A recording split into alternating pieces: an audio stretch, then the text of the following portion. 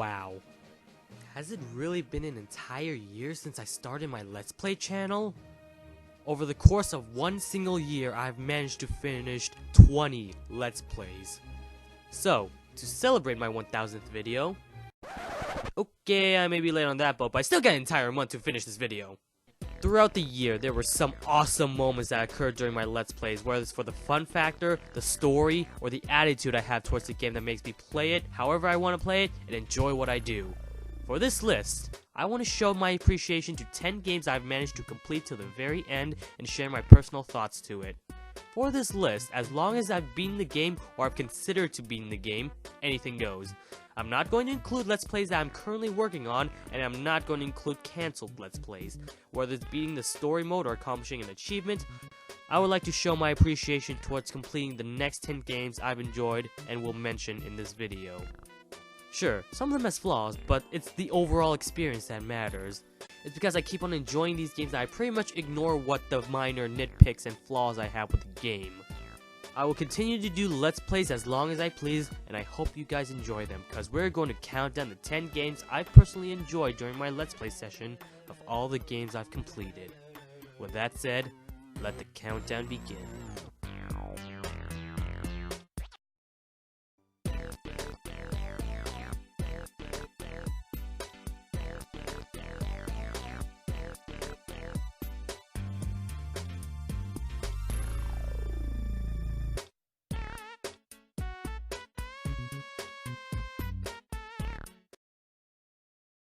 I've had quite a go at fighting games before. Hell, I made an entire day dedicated to fighting games, and for some reason, Tekken Tag Tournament 2 was the most popular out of the fighting games I played. I guess it was because it was one of the first Wii U games that were uploaded on YouTube, but even so, why my video? Why not any other Tekken Wii U video? Anyways, the point is, I love fighting games, and I want to experiment with fighting games that include story. Some of them which were pretty damn good, while others... I don't really understand.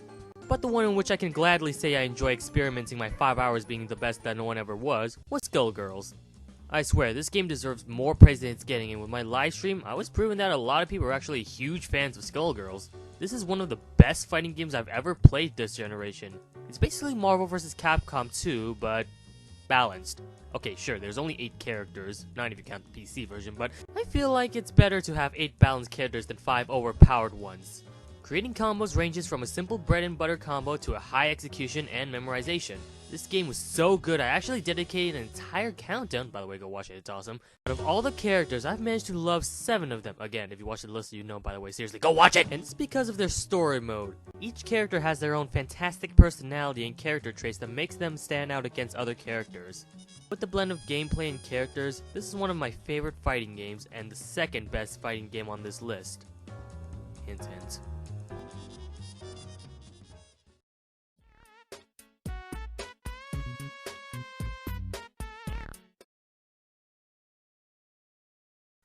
Now, me and a certain video game company by the name of EA hasn't been really getting along very well. They seem to brag over the most stupidest problems that they can easily solve if they actually worked, always put emphasis on graphics rather than gameplay, and to top it off, release the same similar game to its previous prequel. Twice! But if there is one game that I am deeply proud of playing from this terrible corporation, it would be this.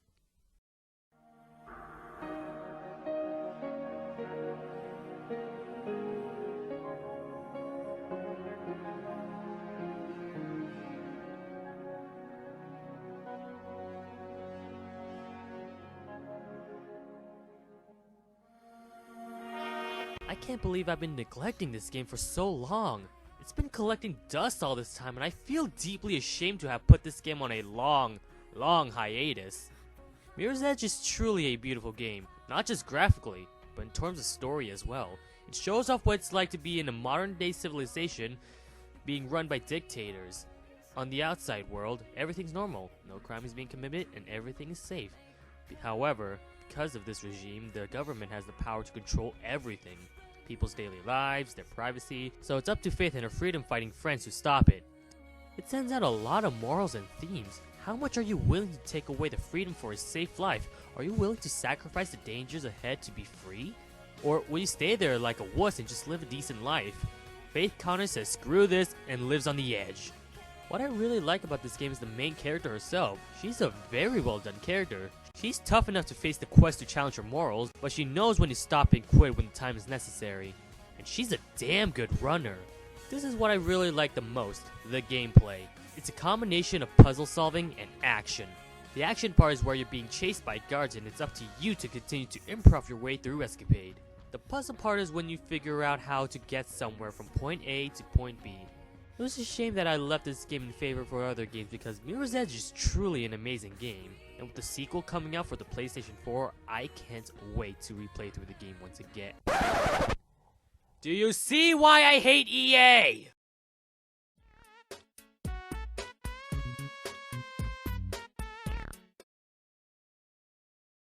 Lego games didn't really do it for me. Whenever I think of them, I just think of them being a cash cow for movie license games. Hell, the Lego games already have movie license games in them, so as you can tell, I'm completely not interested in playing these games. That is until...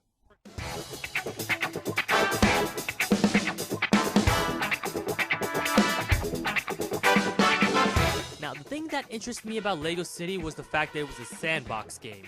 You know what that means? LEGO GTA! I mean, it's essentially Lego Grand Theft Auto. Just look at the amount of crimes you can commit. Vandalism, destruction, robbery, hacking, even downright murder. But that's just the minor things I like about this game. The character himself, Chase McCain, is sly, or at least he thinks he is, and at times very funny. The missions are new every time, and the unlockable costumes you get over time is really creative. You're a robber, then a fireman, then a miner, then a farmer, then a woman. Whoa, wait, what? Jokes are pretty dang funny too. Even as a grown young adult, I still laugh at the jokes they bring out. Sure, some of them were really corny, but I always get a chuckle when these guys talk. Oh yeah, and there's this joke. Chase! My horse is stuck in reverse! And it doesn't have a head! And it has a really weird looking butt! You're sat facing backwards, Frank. Oh! That'd explain why he didn't like it when I fed him that apple! How did they get away with that?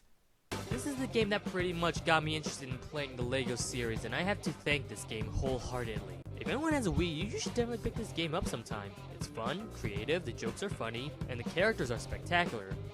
But seriously, up the horse's butt, really?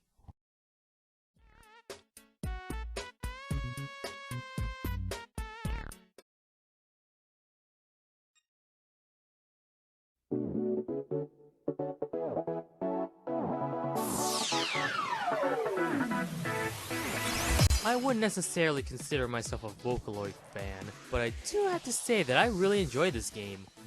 This is going to be a relatively short segment since there is not a whole lot of story in Hatsune Miku Project Diva F, but I will say that if you like rhythm games or enjoyed Vocaloid music, I highly recommend you purchase this game. It is so fun just to raise up your attention skills, focusing on the appropriate note that you have to input and inputting it in the correct beat. I've actually dedicated myself to at least pass or even perfect some of the songs the game has to offer. And I have to say, Sega, you've done a fantastic job at creating the song list because I haven't even heard some of these songs before playing this game. There's nothing a whole lot to say. It's a really fun rhythm game and it can be played by anyone.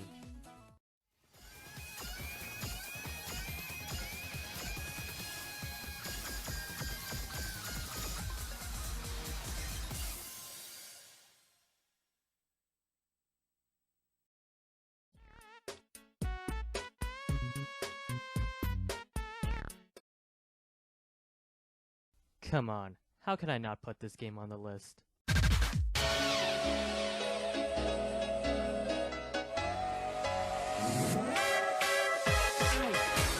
Thank God I finished this game before the deadline because even after replaying through it, I still love it. As a beat-em-up game, the control feels perfect. Attacking feels fluent and canceling attacks into other things like dodging and another attack feels so smooth and fast-paced. And I know what you're thinking, doesn't this game get repetitive after a while? Actually, no, not at all. The game spiced things up a bit by having a variety of different enemies. Some enemies you have to successfully dodge in order to trigger Witch Time, some can be dodged when you attack, and some are such a brute force it's practically satisfying when you beat the crap out of them. On top of the fun enemies, you get punishing moves you initiate randomly by pressing the Y and B buttons at the same time. Once you're in torture mode, you are completely invincible from other enemies, and you get to give a satisfying climax to your enemies by building up your Megaton gauge. Boss battles are really fun since they have a variety of them, although this boss specifically does lose some points for some frame rate issues. But for the majority of the boss battle, I enjoyed them, and the finishers. The majority of these boss battles take a blend of platforming as well as dodging skills. It's purely skill-based. Whenever I mess up in something, I know it and I fix my playstyle slightly so that I can progress through the stage. But the gameplay itself isn't what I enjoy the most. No, the thing I like about Bayonetta is, well, duh, Bayonetta. She is by far the best part about the game. I mean, come on, just look at her. That skin-tight clothes, that British accent. Damn, this chick is hot as hell. Oh, and let's not forget the suggestive position. Seriously, can you take her brutality seriously if she's doing this?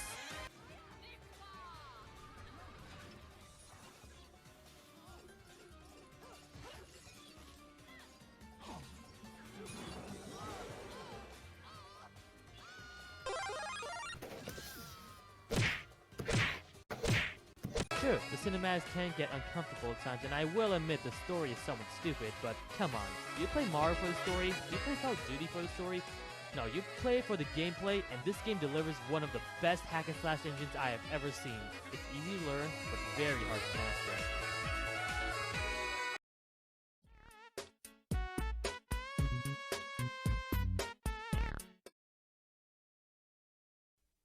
Now, how many people do you think would never guess this game would make it on this list?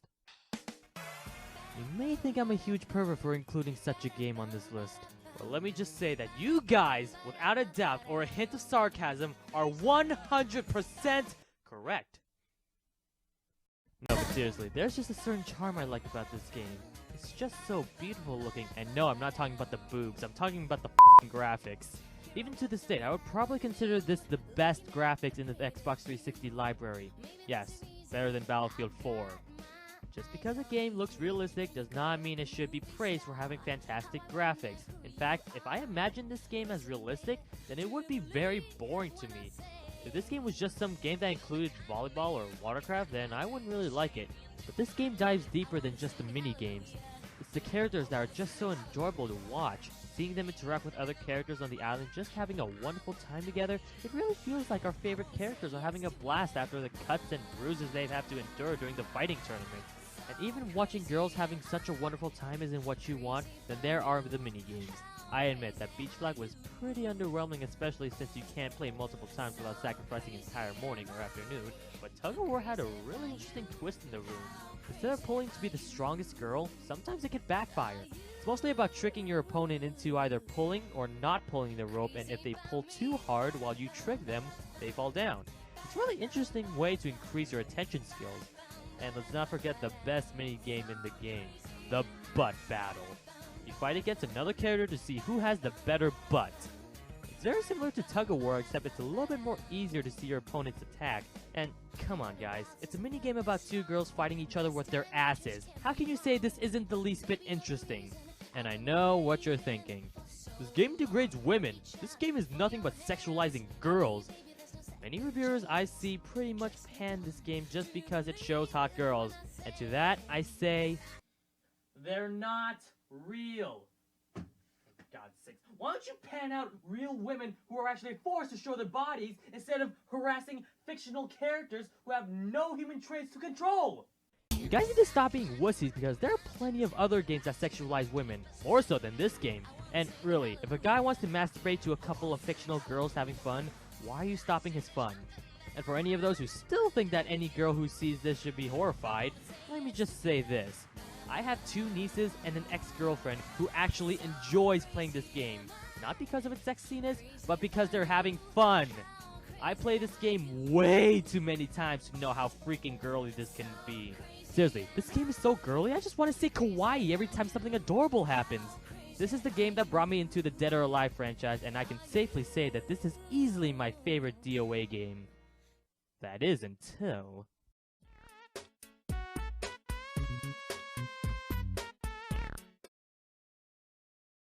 I just basically gave you 2 hints as to what the next game was. Isn't it obvious?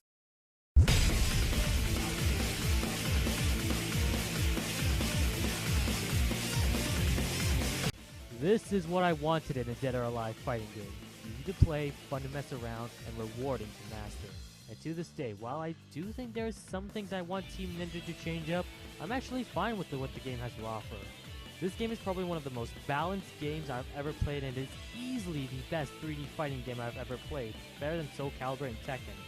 The matches are fast, the combos are furious, and has some pretty interesting character rosters with the inclusion of 2 new characters and 2 guest characters from another franchise.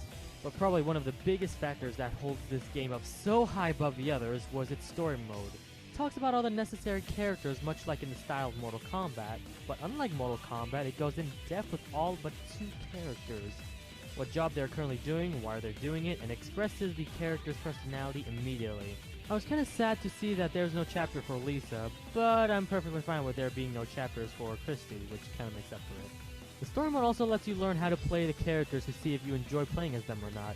Now you could say that they should have gone into more details about the character, but I say they've covered the basics pretty well. So story mode is a good tutorial mode in case you want to try out the majority of the character rosters, but that's not necessarily what the story mode is about, right? What makes the story mode fantastic? The story, obviously. Now, I haven't played Dead or Alive 1, 2, or 3, but I can easily stand what the story is all about just by playing Dead or Alive Dimensions for the 3DS. Now, the focus of the characters revolves around the shinobi ninjas and their relationships with each other. Long story short, Kasumi escaped to save her brother and was considered banished from the village, and it's Ayane's duty to execute her own sister. However, while Ayane's intention was to stop Kasumi at all costs, she started to have second thoughts at the 3rd DOA game, and her decision was made final whether to continue her duty to please the village's master, or to save her sister, knowing the consequences in doing so. With the help of her brother Ayane, oh yeah, long story short, Hayate was cloned, amnesia stuff. I think Atomi took care of him from Germany. Please don't question why a Japanese named girl is German. The ninja clan finally decides what to do with Kasumi and how to deal with her. What's their answer?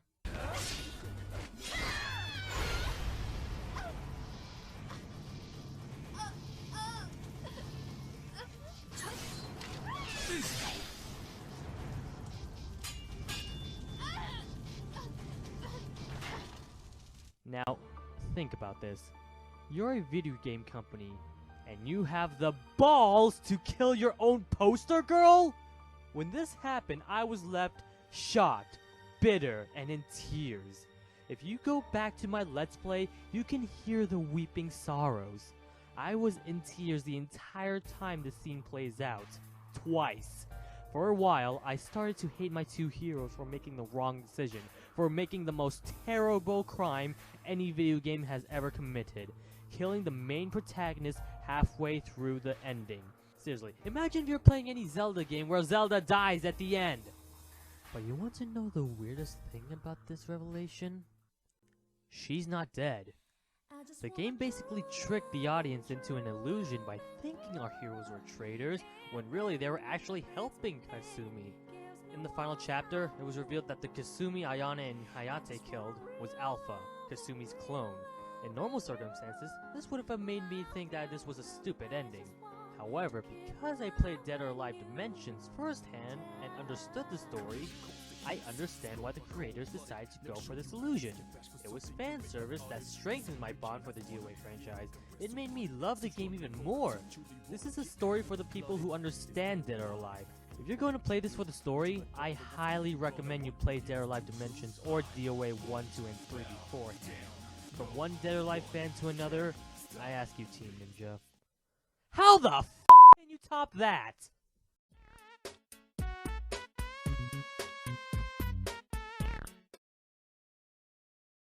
Now I face up, I hold up, I reach out to the truth. Oh Lord, I'm seeking to see all the whole moment, yes.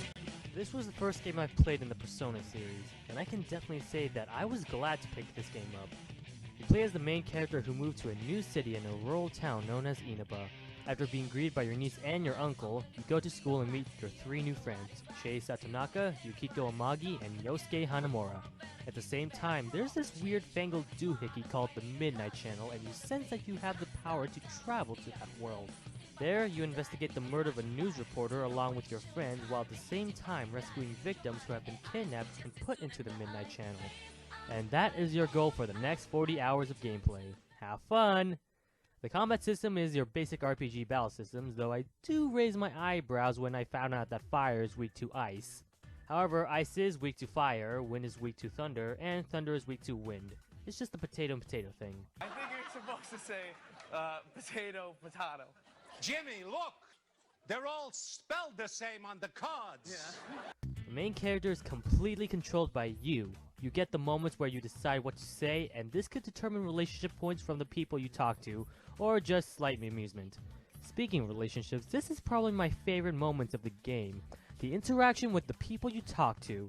You can hang out with your best friend and just have a good time with your bro, entertain your niece with magic tricks and help her get along with her father, try and ask a girl out so that you and your partner could be boyfriend and girlfriend, help a freshman come out of the closet, and so much more.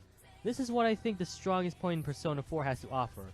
I just love to socialize with these people. It feels like they're actual human beings either in need of help or just people that can entertain you. And the best part, the more you hang out with them, the better your combat skills improve when you go to the Midnight Channel.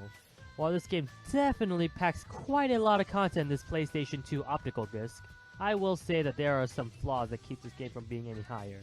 For one, the difficulty is stupid. Even on the easiest difficulty, you will die, and die. I haven't tried normal or hard mode, but I will say, if you want to play this game and not rip off your hair, play the Vita version. There is an easier difficulty implemented, and for once, Atlus manages to not screw up the development of their difficulties. 1 down, 3 more to go. On top of that, there is definitely one boss battle that I swear will make you completely insane. The one thing I hate in an RPG is forced grinding. It's fine for me to attack every single enemy that is currently on screen, but when the game expects me to do hours of grinding just to progress, even attempt at defeating even a single boss, I easily get bored of it. So there will be some moments where you're forced to grind because Atlus doesn't know how to program their goddamn difficulty.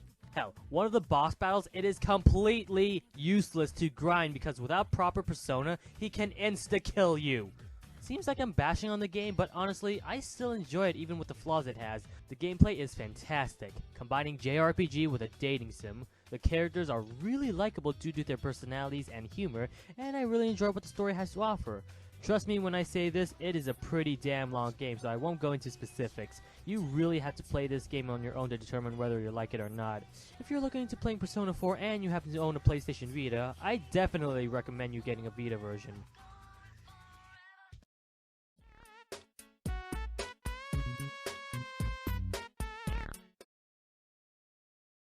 Oh, I'm gonna get a lot of hate for this.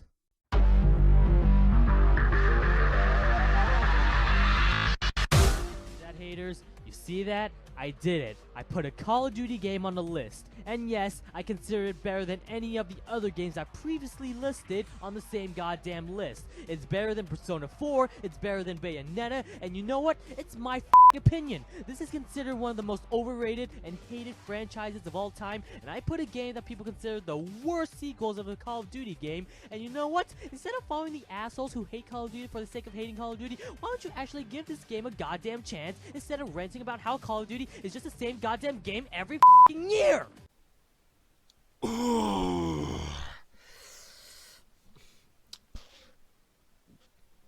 I'm fine. Perfectly fine. Anyways, so why do I like this game so much?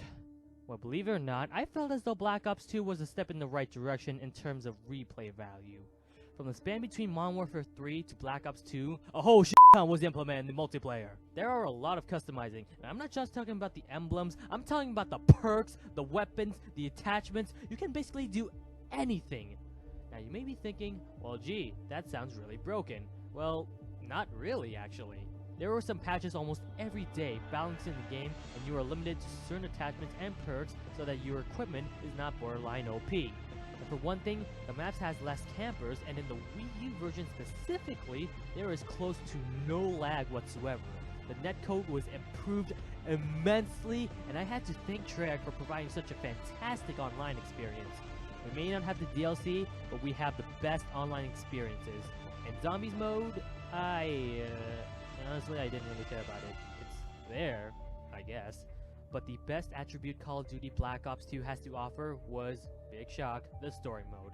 Now you may be thinking, What? Who plays Call of Duty for the story? To those I say, you are missing out on so much content.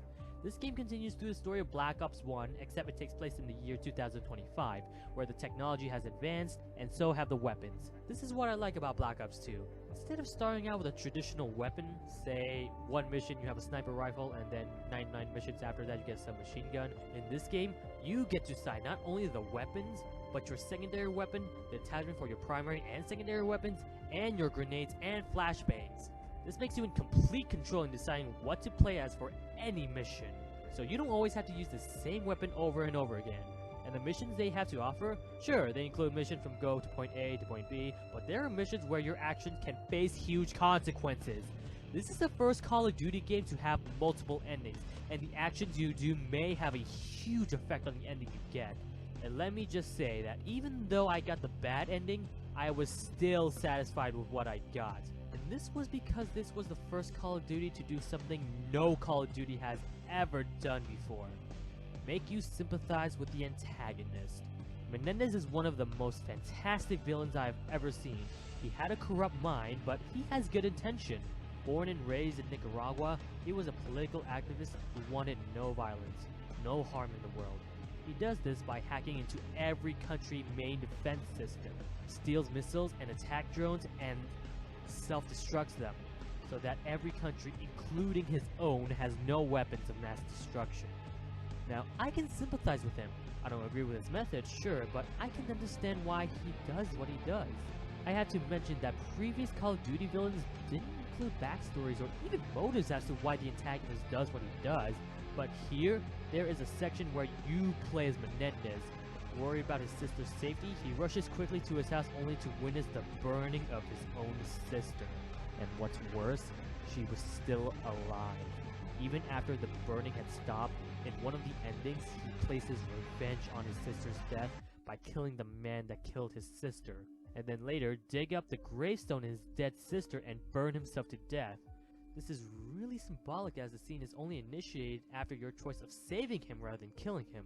The whole event might have been triggered just because of the most heartbreaking scenes Menendez had to see. Or maybe it's an interpretation of how one can love another so much to the point of dying the same death as another. Or however you want to interpret the scene, this proves that video games can be art. And that's just me talking about the antagonist. What about the characters we grew up with? Well, for one, it was nice to see Reznov continue to be Mason's imaginary friend, but I'm just going to skip right through the most important part of the story.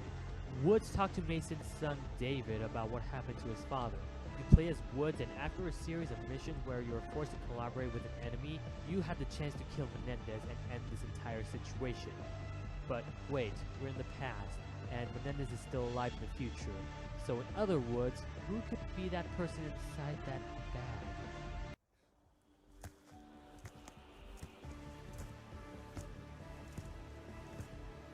What are you looking so smug about? The fuck is going on?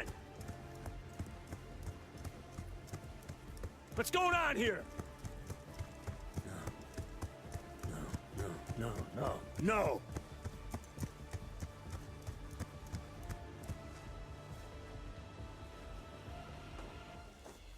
Mason! That's right, Mason's best friend and comrade killed Mason. And what's worse, it was you, the player, that killed him. You were the one who pulled the trigger and killed the main character in the Black Ops series. This was more effective because you, the player, were involved in this situation. It was you, the player, who was guilty of murdering an important character. It was you, the player, who now has the guilt and burden he or she now has. You, the player, killed Alex Mason. You were left with this burden until the very end, depending on your situation. He was either dead or alive this entire time. I won't go into in more detail because this has already been going long as it is, but I'll leave you this. You can't just say a game is terrible just because it appears to be the same game. You can't just say a game is terrible just because everyone thinks it's terrible. Because frankly, it hurts me every time someone tells me that this game is terrible and don't include legitimate reasons as to why they say it's terrible other than it's Call of Duty. Play the game yourself, and then make a final judgment for it. Hell, I'm perfectly fine with you disliking the game even after playing through it. As long as you're civilized, you're allowed to have an opinion, as do I. I am basing her through and through. And, wait, we still have one more game to showcase? How long is this video?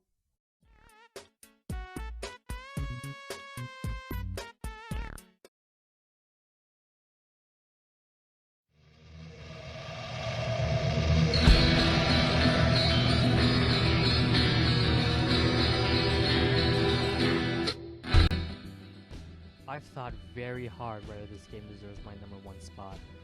I felt like there are plenty of other games that should take this spot, but no matter what, as much as I continue to think, this game is the game that started my YouTube channel.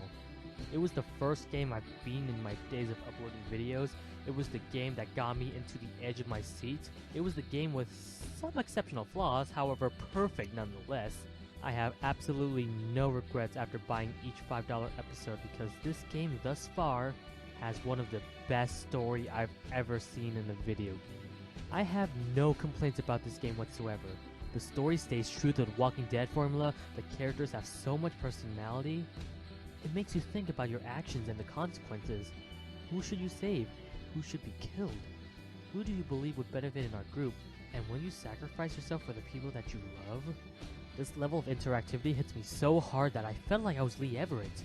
Felt like I was the urban man from Georgia, surviving the zombie apocalypse with my only one and true companion by the name of Clementine. And I have to give huge props to Telltale Games for creating such a young protagonist who you really care about, and no matter what, you want to save her. You want her to survive the outbreak, and there is absolutely no way anyone will stop you from doing that. I'm looking at you, Beyond Two Souls. You want a better life for this girl. You want her to stay confident and courageous so that one day, eventually, she could survive the outbreak on her own. And at times, she can really handle on her own and become a really huge asset. This girl is just the most down-to-earth girl you'll ever meet, and no matter what, you want her to survive. And in the end, as sad as she is, she's proven that she could go on her own despite her age. You yourself are put in a situation where everything has gone to hell. And with the people you meet and eventually say goodbye to, whether it's death or departure, you start to wonder, what would happen if I choose the other way? What happens if I save this guy instead of this guy? What would happen to the people you depart with along your journey? Will you be able to see them again, or will they die without you knowing them? There is a string of characters whether you like them or hate them, and you are part of the situation of, should you let them live or die? Will you give this person a gun so that she can commit suicide, or say no? This game will bring out a lot of replay value, ensuring if the decisions you made at first are worth it or not. There are definitely some heartbreaking moments in the game, whether it's your doing or not, and people start to think a video game is art. I've said before in my explanation Black Ops 2 that with the correct scriptwriters, you can definitely make a video game a masterpiece. I'd say that video games are definitely a work of art, and this is the game that proves it.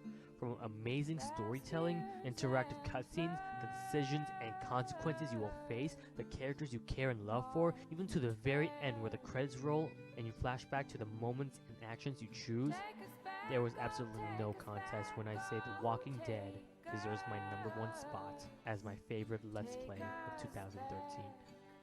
I am the Vietnamese Luigi, and I can't wait for Season 2. Thanks for watching. Go take us back.